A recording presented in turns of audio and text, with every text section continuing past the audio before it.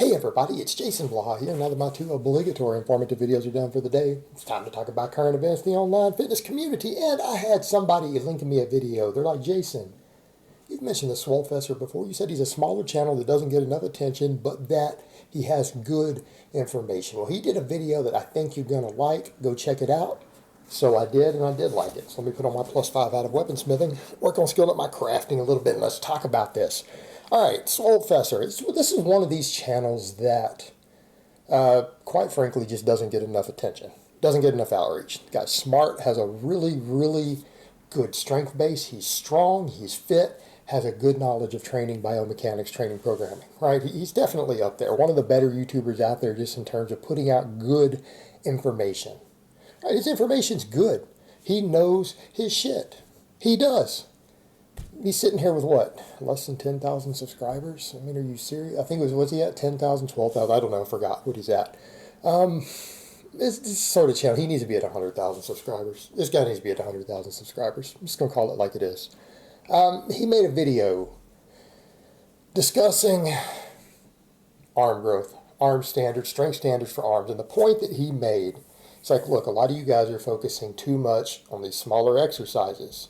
Not saying they don't help, but they're icing on the cake. All right, preach, brother, preach. You don't get guys who say this often enough. The research backs it.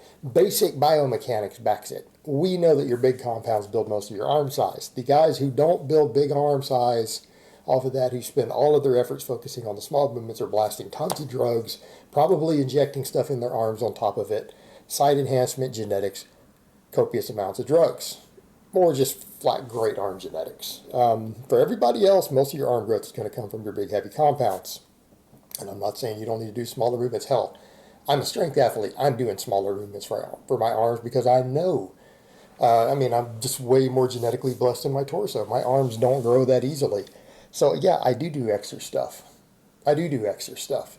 And the point has to do with maximum recoverable volume and everything. In other words, you might reach a threshold to where you just can't get enough workload on the big movements for your arms, right? Particularly as a more advanced lifter, right? You get up to be an advanced lifter, you get where I'm at, or in that range, anywhere close to that, yeah, it becomes a different ballgame. Maybe you need more total volume than you can get from the big movements because they just beat you up at a certain threshold, right? You start getting overuse injuries and things, and you're trying to get more size in those smaller muscles. But those smaller muscles maybe do have a little bit of recovery left. Okay, that's where those smaller movements fit in. And they absolutely have their place. Like, I'm not telling you not to do curls. He's not telling you not to do curls. But what is it that he broke down? He gave some starting standards. And I mean, I'm going to link his video down below, so you don't have to take my word for it. You can go check it out for yourselves.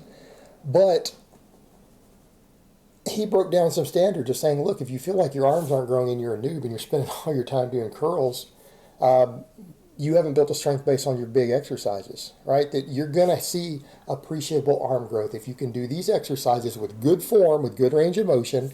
And I do like that he pointed out, not talking about ultra wide, super wide bench with a big arch where there's no range of motion. No one's talking about that. We're talking about actually bench pressing, right? Yeah, actual range of motion, full range of motion, dips, chin-ups, things like that. What are the numbers he threw out? He said, look, you need to be getting up to about 225 bench for 5. That's one of my strength standards, by the way. Yeah, for the unaware, that's a strength standard I put out there that I want to see you novices get to. It's like, look, if you can do these lifts, you're going to see appreciable growth in your arms, even if you haven't done any curls, even if you haven't done any tricep extensions. This is what's going to build your base. Now, again, I'm going to go back to the point. He's not saying you can't do this other stuff, but that if you're just trying to build a base in your arms, they may not contribute that much compared to what these things are going to do. You got to remember, they're kind of like just icing on the cake, right? That's what they are. He called it, these are your bread and butter lifts. I always call them your meat and potatoes lifts. The same idea, His is just a little higher in carbs, mine's a little higher in protein. But to each their own, Maybe it's the sort of diet we follow. But back to the point. He gave some standards. 225 bench for 5. And that means full range of motion bench, overhead press, standing barbell press. That means off your chest, overhead. 135 for 5. I can dig that. Weighted dips, where you can do 90 pounds for 5. Now that's going to be harder if you have big legs from doing heavy squatting and you're not lean. That's going to be a bit harder, but I don't think it's an unreasonable expectation. 90-pound dips for 5. Weighted chin up, 45-pound plate for 5. It's going to be hard not to have biceps, by the way, if you can do that. I don't even care what you weigh. You're doing sets of 5 on a full range of motion chin up where you're actually getting that stretch at the bottom, right? Getting that stretch at the bottom, you can do 5 reps with a 45-pound plate. You're going to have some significant bicep growth happen, and it's unavoidable. Like, it's not even possible for your biceps not to grow at that point. It's not possible. And then, what do you say, pin lay rows, 185 for about 5 reps. If you can hit all those strength standards, those 5 exercises, you're going to start to see significant bicep growth. I think he's right. I'm going to agree with that. And then he gave you guys other standards saying, hey, then you get further along, try to get to this and this. And it's like, some of them are getting kind of crazy, man. You start talking 300 bench for 5, a 200 standing press for 5. I don't know, man. That's getting up there. I'm gonna go out on a limb and say most guys that's going to be really, really, really hard to reach. That is the one thing I'll say to him. That let's be realistic here. I'm going to say probably 50% of the guys out there at least have their genetics will never allow them to hit those 2 numbers without drugs. Like, half the guys are never going to reach that. But doesn't mean they shouldn't strive towards it. Probably not. I mean that's an exceptional thing to reach for. I think that's a pretty exceptional thing to reach for. I mean, where you can bench 300 for 5, overhead press 200 for 5, that's pretty solid. I think that's a worthy goal. Just be aware not everyone is going to be genetically gifted enough to pull that off, even with 5, 6, 10 years of really hard, serious training. But it doesn't mean you can't reach for it. Do I think that the next one's down, though? 185 on the overhead press for 5? Yeah, I think that's obtainable. I think most of you guys could reach that if you worked at it really, really hard. Benching 275 for 5? Yeah, if you work hard, I think that could be done natural. And as far as all those lifts go, they're really good standards. And I think he's got a good point there. I think he's absolutely right. I think those are good standards to aim for.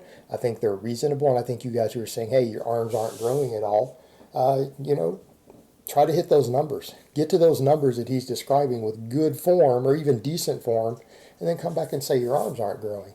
The other thing he points out is, you have to have realistic expectations of your genetics, your limit, your structure.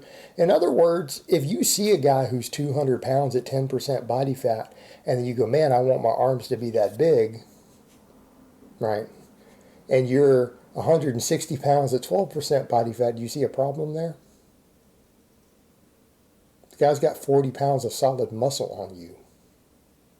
Mostly muscle, might be bone, might be other stuff, but do you see the problem there?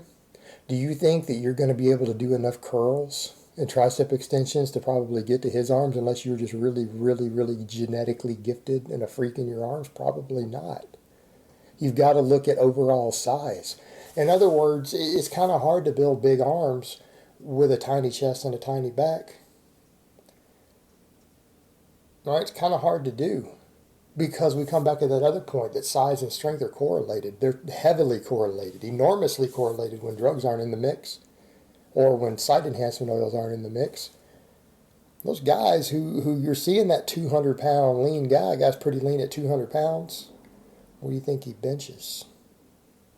How much do you think that guy's capable of bench pressing for reps? What do you think his 5-rep max is or his 8-rep max? How much do you think you don't reps? How much do you think that guy can pull up or chin up? Probably a hell of a lot more than you. And it's not to say that his curls and tricep extensions didn't help. They helped. But do you think that's really the foundation of how that guy built that? When you're looking at the guy himself is a solid-ass 200 pounds. Do you really think it was just the curls and the squeeze and the concentration curls with the cable that got him to that overall size? Do you think that overall size and strength and workload that he subjected his whole upper body to, possibly even his entire body to, didn't contribute to a lot of that arm development? Of course it did. Of course it did. That guy's found, unless he did it all with drugs, that guy's foundation is still built off the big movements. It's just that a guy who's to be at that size is doing a lot of workload on those big movements. That doesn't, I'm not talking about he's coming in and hitting a 1 rep max every day, but there's a lot of workload. There is a lot of tonnage involved on that guy's pulling and pushing and everything, probably to have those arms, because his whole body is big. All right? The big arms a guy has is kind of a side effect. All right, again, it's just kind of that icing on the cake to his overall size. All right, that is a big guy all around. He built himself doing a whole lot of workload with his whole body. Maybe you should be doing the same thing. All right? Again, you shouldn't expect to have the same size arms as a guy who's even close to the same height as you, who has 20, 30, 40 pounds of lean mass on you. It's not going to happen. Not going to happen. You're going to have to get bigger overall, which is another point that he made there. But, you know, it's what I'm going to say with a good video. I thought it was well done. A lot of times I use this segment to trash on people who need to be trashed on. I couldn't do that with this video. It was a good video. It's a good video. And I think it highlights a lot of what I've been saying and a lot of what I tell you guys, coming from a guy who is younger, who probably is more aesthetic and does have more of the look a lot of you guys are chasing or that you want, and he's telling you the same thing. You know, we're saying the same stuff here. Maybe we're both voices of experience. Maybe we've been around a long time. Maybe we know a lot because we're saying the same things. So go check it out. If you have any doubts about what I'm saying, he's telling you the same stuff I've been saying all these years. Same stuff.